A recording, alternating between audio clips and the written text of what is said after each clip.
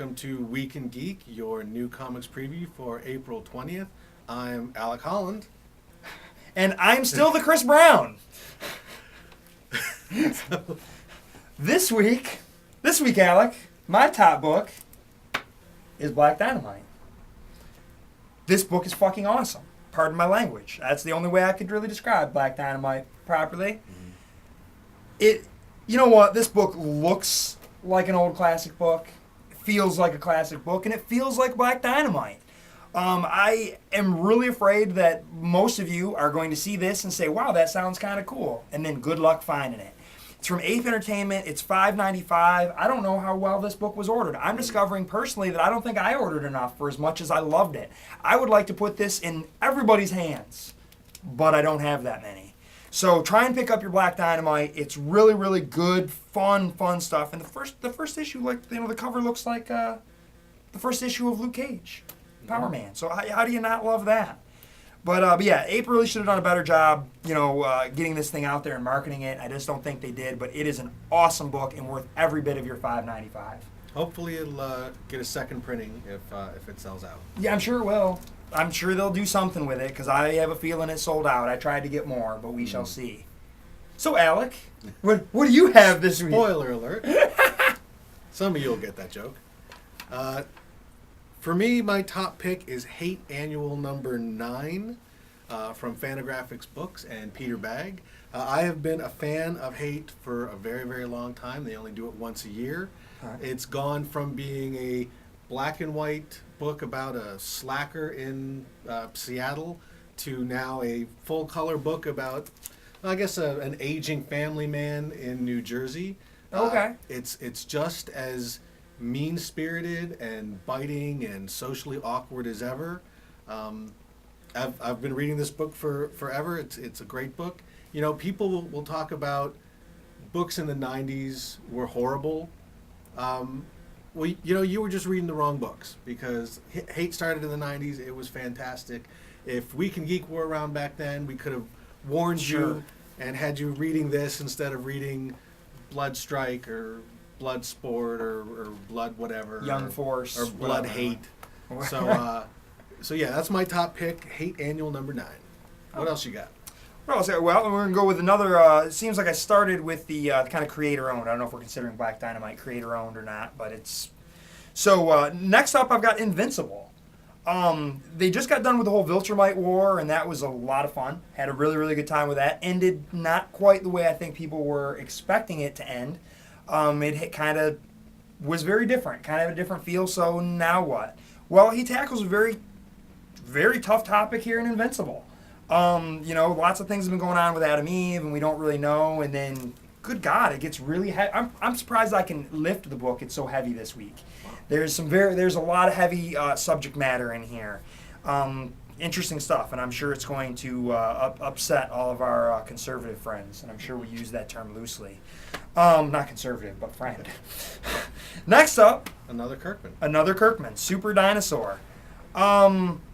I really hope Kirkman wrote this when he was 6 and had his 30-year-old older brother draw it. It really kind of feels like Axe Cop, but I know that Robert Kirkman's not 30 years old.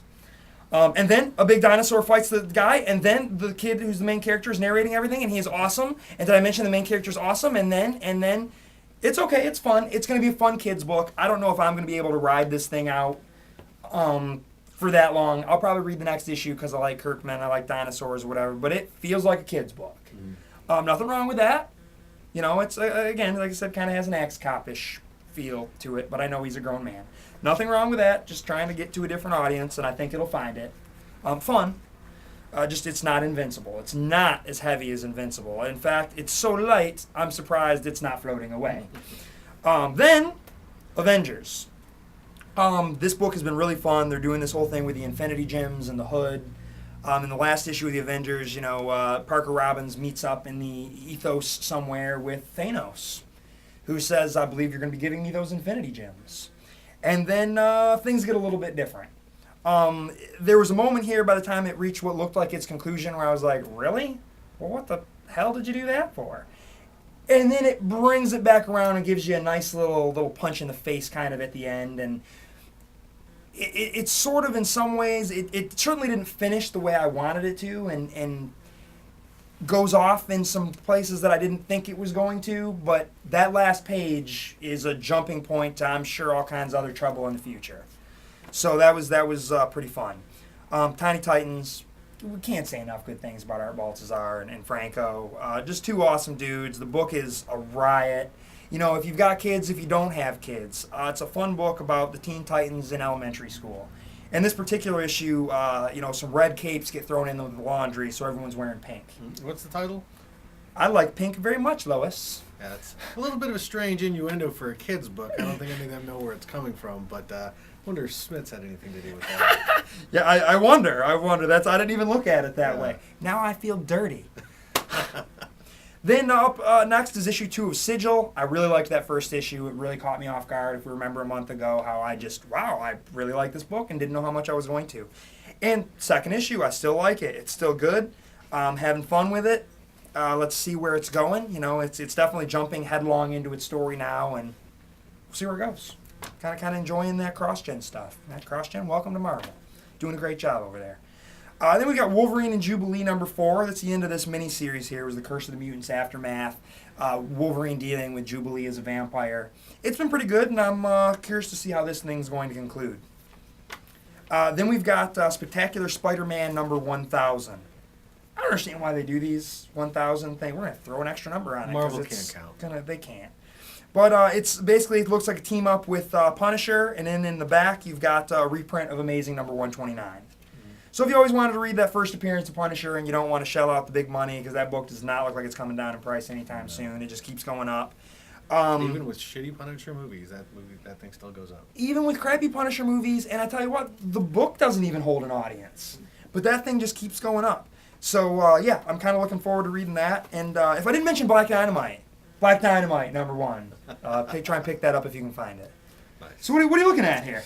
Well, after Hate, it's throwback week here. Okay, yeah. Because I've got here Dark Horse Presents number 1. 25 years after the original Dark Horse Presents number 1. Back then it was a little black and white book printed on newsprint from this publisher no one had ever heard of, and now it's shiny paper, full color, square bound. It's got Frank Miller, Paul Chadwick, Neil Adams, Richard Corbin, Harlan Ellison, Howard Chaykin. You know, this is a powerful who's who. lineup. I loved Dark Horse Presents, Concrete, and a Frank Miller cover. Yeah. It's an anthology book, and like all anthology books, it's probably got good and bad. When Dark Horse Presents had its initial run, I would pick it up based on the creators. But let me tell you, if Paul Chadwick, Frank Miller, Neil Adams, any of those guys win there, I picked it up. It's a little pricey. It's $8, but it's a thick book. You get a lot of content. It's in full color. There's even some. Looks like Frank Miller is doing some black and white because he can't play by the rules. Right. Looks like Harlan Ellison's got a text piece in here too. Michael T. Gilbert also. Just great stuff, and another great kind of old book that's been resurrected for today. Everything that was once old is new again today, apparently, on WeekNGeek. Next up, I've got just kind of a two for here. Green Lantern number 65 and Green Lantern Corps number 59. These are the next installments of the War of the Green Lanterns. So far, I've been enjoying this. It's been pretty good. It hasn't risen to the level of Sinestro Corps, Blackest Night, or anything like that, but it's still kind of starting. The Lanterns are fighting. The entities are embody or have possessed the Guardians. So far, it's pretty good stuff, and we'll see in these next 2 issues what secrets will be retconned or revealed.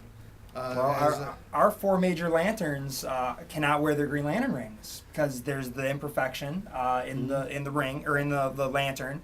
You've got Parallax is back in there, so they have to each take different rings. Good stuff. It was fun. I liked those 2 issues. I wanted more.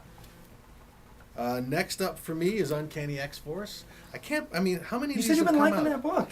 I don't know how many of these have come out. I About think I 3 talk in the about last this month. every week. It's It's been about 3 in the last month because there was one last week and 2 weeks before that was the point 1. And there was a point 1. It's a good book. Rick Remender has been doing a good job with these characters. I was a little iffy on the last story, but it actually ended pretty good. Okay. The artwork is usually pretty solid. This one is by Philip Tan, perhaps. I don't know which. Billy Tan. Yeah, Remender is just doing a good job. It's very simple. This is the X-Men team that kills people. Not by accident, not when they have to. If these guys leave the building, someone's going to die.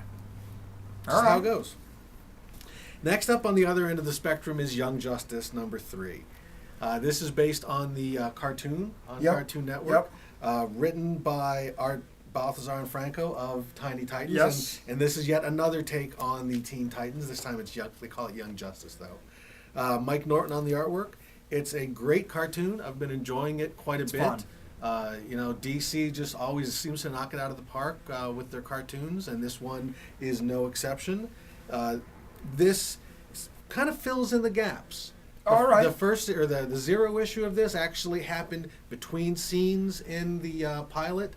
They've been doing a pretty good job of dancing around the show, kind of weaving it in. It feels like this is not just a spin-off book that you don't have to pay attention to. This feels like this is actually part of what's going on. DC has said this is in continuity. This is one of the 52 multiple Earths. Oh, okay. I don't know which one. I'm sure no one thought of it that way, but if they say it's in continuity, odds are it'll sell better. Well, that's true. Next up is Hulk by Jeff Parker and Gabriel Hardman. As I've said repeatedly on this show, I'm amazed that I'm loving this book. The books like this and X-Force and Venom show that guys like Remender and Parker can take an idea that really should be a joke and make it into a serious, interesting comic that I never thought I would want to read a book like this. I picked it up first because of Eddie McGuinness and it was the Hulk punching things, but now it's actually a smart story. I was waiting for it to get smarter because it was wearing on me. Next up is Hellblazer 278. Again, as I've said many times, Hellblazer is an amazing book. Probably the longest run of any book consistently that I can think of that's still being published. It's still Giuseppe Camuncoli on the art, Peter Milligan writing it. I don't know what the story is in this particular issue. Looks like Constantine's getting his thumb back. He went crazy, chopped his thumb off. Now he's going to get it back because can't be a good magician without a thumb. But anyway, this is a great book. Go back, read this. Go back, read the trades. Find what you can. It's better than the movie. Just got to say that. And last up is from Image Comics. It's 68. And basically, my understanding is it's zombies and Vietnam. Yep. So there was a one-shot a number of years ago, and then that didn't really do anything, and now they're doing this 4-issue. And it's an Image #1, so in 2 weeks I can sell it for $40 on eBay. Pretty much. So I decided to give it a try. I didn't know much about it. The art looks good. #1. And hey, Image might know a thing or two about zombie books. It's just a hunch. So it seems. I don't know where I got that from, but that's everything that I've got this week. Anything else we wanted to mention real quick? Anything you wanted to mention this week? Well, we've got the Shield hardcover. It's a beautiful, oversized hardcover with the Jonathan Hickman, who constantly gets our love. Absolutely. If you were waiting, that's nice. Because it was a bi-monthly book, it came out kind of slow. If you were waiting to read it all in one nice, satisfying chunk, there it is. And it'll probably read better that way too, to be honest. I mean, it's a fun book, but it certainly takes its time. I almost didn't read it month to month because it's so complicated, and there's 2 months in between issues. I can't remember what happened last time. But I read it anyway because the artwork was fantastic. But if you haven't checked out Shield, check this out. And then also what we got here, we also wanted to mention Invincible Iron Man 503 this week ties into Fear Itself. Looks pretty good, looks interesting. So that might be of note or of interest.